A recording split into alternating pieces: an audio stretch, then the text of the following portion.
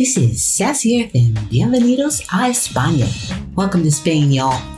Spain, as many of you know, is in Europe, and the country borders the Mediterranean Sea.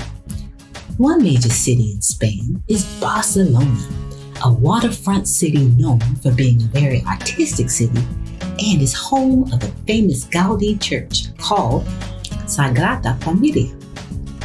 But today, we'll be visiting an institute that's an hour train ride away from Barcelona, the Center for Advanced Studies in Blanes, Spain. The center is a lab overlooking the town of Blanes. This lab is dedicated to studying ecology, also known as animal biology. Researchers here want to see how animals interact with one another. Their work helps determine how animals survive in the wild and how humans can correctly use the resources that they provide. ScienceQuest is so pleased to welcome Dr. Frederic Bartumeus to In the Lab. Dr. Bartumeus is a scientist who studies the movement of fish and ants as they look for food. Okay, all you ants and uncles out there, here we go. I am Esme with the Zoom Catchers, and I'm here with... I'm Frederic Bartumeus, and I'm a research professor here at the Spanish Research Council and at the Center for Advanced Studies. And would you be willing to tell everyone about these biology that you do? So I'm biologist by training and working on ecology. So within biology, we have here a research center in ecology, and we're studying the relationships between organisms and the environment in very different ways. And my main interests are on foraging strategies and animal movement.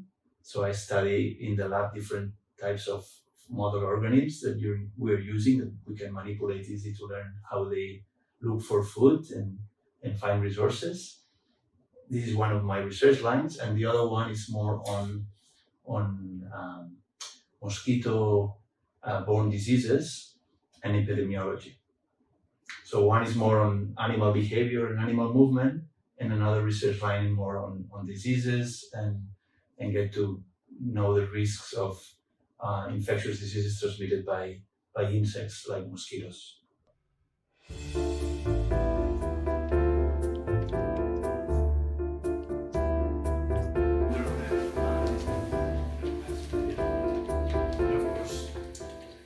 Hi there, I'm Elsa Crummell. I'm an intern for Frederic Bartumeus, and this is our lab in which we house all of our ant colonies.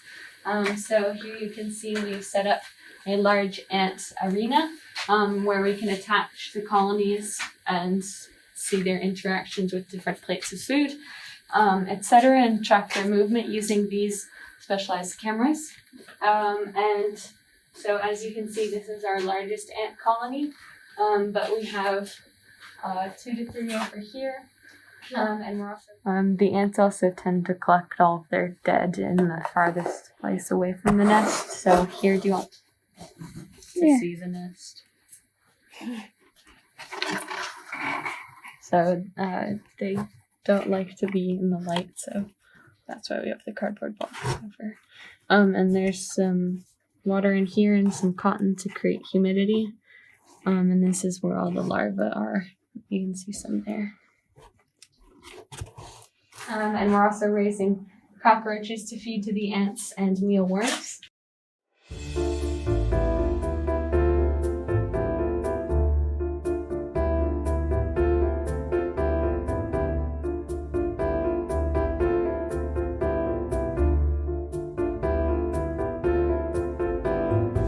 Yes, so here you can see we have some of our equipment, and over here we have the computers that control the cameras over the large arena, and this is a device that the lab uses to track the movement of C. elegans, a type of small worm, and so yeah, that's the general layout.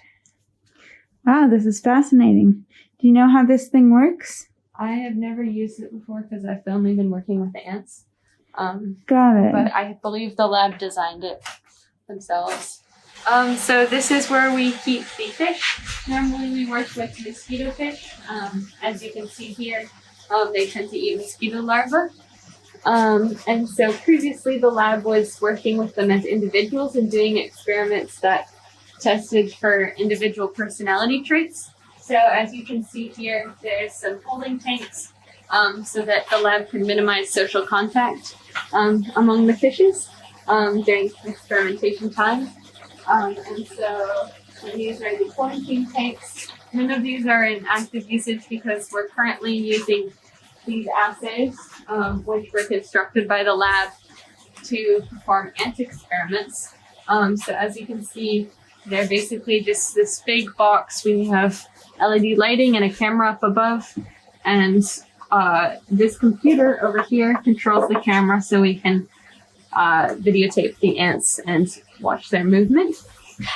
This was a spout that these used to be filled with water for the fish, so that was how we emptied them. As you can see, it was a bit of an endeavor to get all of the sand out.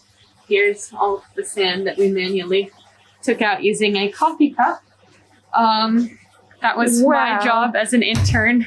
Lovely. You seem very committed to your work, Elsa. Indeed, Esme Kreml. No. So yeah, these are all the assays. Each one has their own personal camera. Here's some of the... Where's the camera? The camera is above up here. I don't know if you'll be able to see it, but it looks down on the assay. Got it. How would you define the assay? Well, for our younger viewers, these assays are just kind of holding tanks, basically. They're like a sterile environment where we can conduct our experiments, but that's just kind of the term that we use for these boxes. Got it. And yeah, there's a very controlled climate in here. As you can probably tell, it's much colder than the other room. We have air conditioning because the fish need it to be colder. In fact, I need to open this. And that's about it. What have you been working on over here? I'm just writing up documentation for experiments with the ants. Mostly they're just pilot experiments so that the lab can in future repeat them and get clear results. So yeah, here's one of our data tables for the protocols for the trials, and that's just some of our write-ups. Well, thank you so much, Elsa. Have you had any big discoveries in the experiments you've done throughout your career? Well, several discoveries. One important discovery is that we are finding that animals, when they are looking for food and they don't have information at all about where is food, they generate a type of random movement that follows some rules that help them to get the food. So they increase the probability to find the food, even they don't know where the food is, just by how they walk and explore the space in a certain way that makes them to have more chances to find food. And this happens to occur in very different types of animals. So when they don't have information, it's like they have this walking strategy and search algorithm that they intuitively unfold to find food. That's fascinating. Wow. And what are the implications of some of the studies you've done to larger questions in sort of biology and environmental science? So, for example, for these search strategy, search behavior studies, we are learning that there are these universal rules that animals use, and that we can learn also from them and try to implement in our specific applications for search. For example,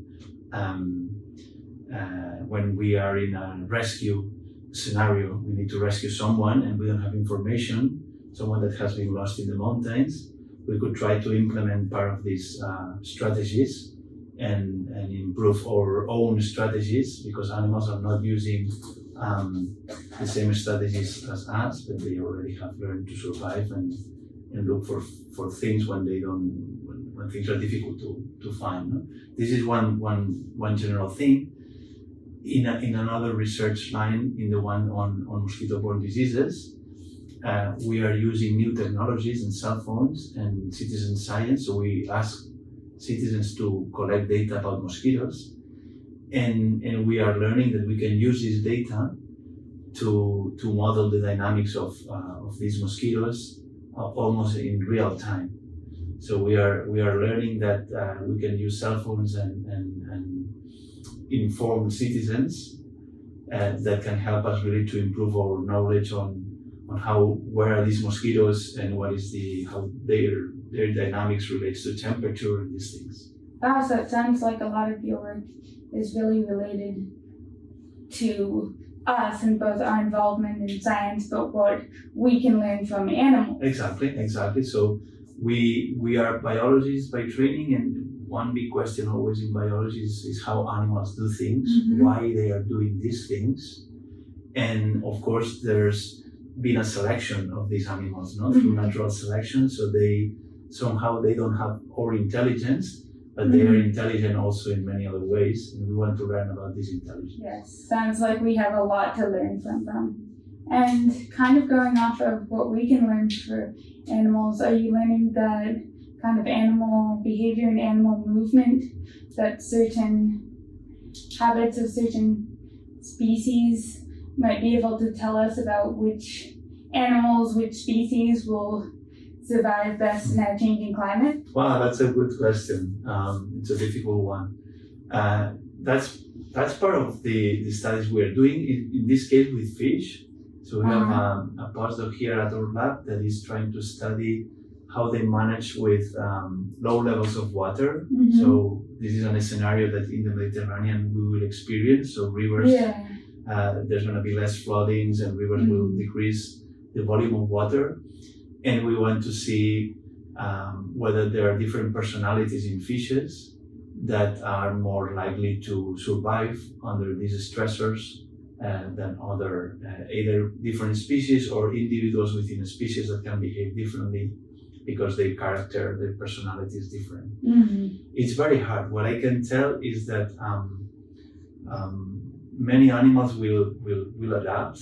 There's many animals already doing that, so changing their behaviors and adapting to different temperatures, advancing certain reproduction time, for example, or so there's delays and advancement in the things that they were used to do because of climate change.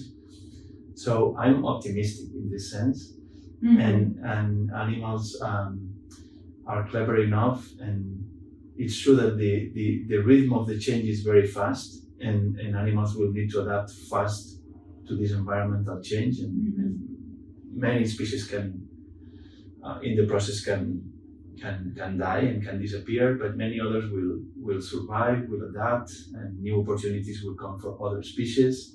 And this is how nature works. So we had big disasters like dinosaurs extinction, and that make mammals came after dinosaurs, and so life will keep on in a different way, but it will keep on. And maybe what we need to think is not about animals, but about us. How as a species how many men or women we want to live aside in this process of adapting to climate and to a new type of economy and a new type of way of consuming resources, whether we want to do that in a calmly and rational manner or not. So my view is, let's not forget about animals. Let's focus on what humans can do for themselves, because that is for me the most let's say important part. If what kind of world we want, with how many animals and how many human beings we need to be in the earth, and how we need to be using the resources to make it a better world. Yes, and our choices about how we decide to structure society more sustainably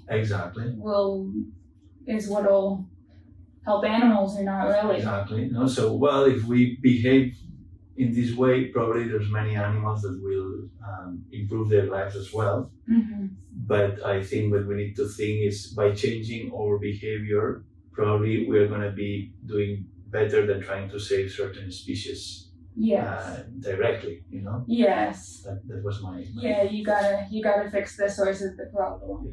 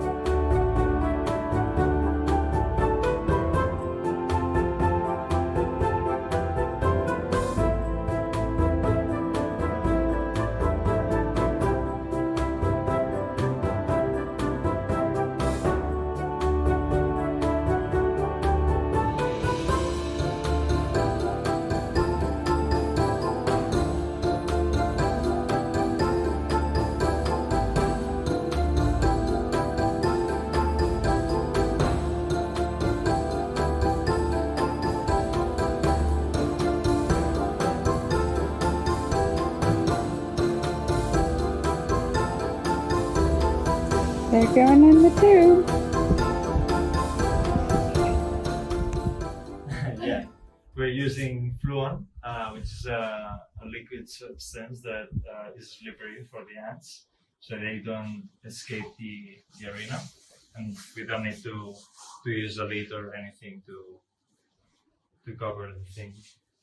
So you guys are conducting a little experiment in there. Yeah. Well, I mean, we're setting that up, right? The ants are moving along the tube. If you come here, maybe you can see how the ants are going from this small compartment to the actual arena. I've got this for debugging, but eventually I will just, I don't know, make a progress bar or something to make it nice. Yeah. That's right. That will be good for 3 hours. When should we put in the second? I think I'll count for an hour. And then that's the time that we right? Oh, wow, there's a... Yeah, and then afterwards we can place the food and count for 2 extra hours. What is your favorite experiment you've conducted? Well, there's several of them, but I will explain you one that I think it's fun. Mm-hmm. We put several human beings in a soccer field. Oh wow! And we asked them to look for a 10 cent euros coin. Not one, but we were distributing 5 coins. And then we were putting all GPS in their heads. So they were wearing a helmet with 4 GPSs, so to get a lot of resolution on their movements. And then we were recording the movement that they were doing to search for the coins. And we were comparing these movements with what animals are doing. We were discussing, and we were seeing that humans were failing quite a lot in the experiment, because humans, we think too much, and they start to plan and divide the soccer field in different parts. And then they were assuming that the coins were all distributed uniformly in the soccer field. And sometimes this was not the case, because we were not providing any information about, we only provided information about the number of coins, but not how they were distributed. Yeah. So people were making their own guess. Oh, it's probably that likely that there's 5 coins all over the field, so I will split the field in 4 parts and I will start to run. And then often they were running too much, so they were missing the coins. Yeah. So because it's small, in the grass, it's not easy to see. So there were all these interesting things going on. So people were they maybe were starting running, then after 2 minutes they were given 5 minutes to look for these coins. They were stopping a bit, say maybe I should slow down and look more carefully, and they were having a hard time to see what was the best strategy they could be taking. Yeah. And that was a very fun experiment. Yeah, that's fascinating and seems to relate to a lot what you said about how we have a lot to learn from animals about how to find food, how to find other humans that are lost. Because sometimes we think we are very clever and we use this rationality to try to plan ahead, but sometimes we are also biased in the sense that we think we have more information than what we really have. And our brain is using that information that is not really given by anybody. And he's building up this story itself, the brain. And that's known in social sciences as well as in economics. No? So there's all these knowledge biases that we have because we have this big brain and we think too much sometimes. Yeah, sounds like there's a lot of overlap between the different fields. Exactly. Yeah, exactly. That's something that I like a lot. So all these interdisciplinary areas in science between ecology, sociology, also biomedicine. We have some experiments related to biomedicine. So there's many different areas that have to do with human and animal behavior. For me, humans are animals. So. Exactly. Yeah. Well, that's really cool. Kind of now moving more towards away from what you do and towards your interest in science. How did you become interested in biology and decide to pursue it as your career? So in my case, I was not that kind of person that from very young times was collecting I don't know, or looking for butterflies or birds. No, there's many ornithologists that start very early. So I was not that kind of kid. I entered in biology more to get to know who we are, no? Why are we here? What is all these things, no? That we name nature, no? How these things work? Why are they here? How they appeared? So it was more like more deep philosophical questions related to biology rather than So it's more about that rather than that I was loving animals somehow. No? Then through the career, you start to love them because as you start to know about things, you kind of love them. No? You learn more and you see that they are important, and you can learn a lot of things from each of these species that you are looking at. And that's I came in love with animals later on. Yeah. And that was not my choice of biology was not because of that, because of loving animals. It sounds like you were still asking some really important questions. Yeah. What advice would you give others who are like you, who are maybe interested in pursuing biology as their career? Well, I think biology, as many other careers, are very motivational. So it's you're not doing that for money. You are doing that because you want to learn, no? And I wouldn't say it's for many people whether it's biology or science, because in my case it came all together, no? Yeah. And science in general is also a pathway that is highly motivational.